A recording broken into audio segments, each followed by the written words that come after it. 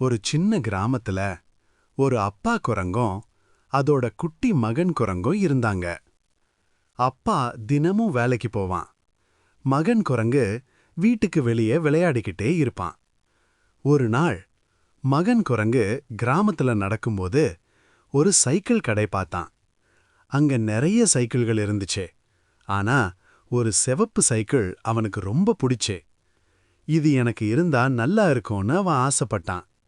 அவன் சின்னதுனால யோசிக்காம அந்த சைக்கிளை தள்ளிக்கிட்டு வீட்டுக்கு கொண்டு வந்துட்டான். அவன் முகம் ஃபுல் சந்தோஷம். கொஞ்ச நேரத்துல கடைக்காரர் வந்தார், எங்க சைக்கிள்னு தேடி. அவர் பார்த்ததும் இது எங்களோடதுன்னு எடுத்துக்கிட்டு போயிட்டார். அத பார்த்த மகன் குரங்கு திரு அவன் சும்மா அமைதியா உட்கார்ந்துட்டான். அவனோட கண்களில் கண்ணீர். அத பார்த்த அப்பா குரங்கு அவனுக்கு ரொம்ப கஷ்டமா இருந்துச்சு. என் பையன் இவ்வளவு ஆசைப்பட்டான்னு நினைச்சான். அடுத்த நாள் முதல் அப்பா குரங்கு ரொம்ப கஷ்டப்பட்டு வேலை பண்ண ஆரம்பிச்சான்.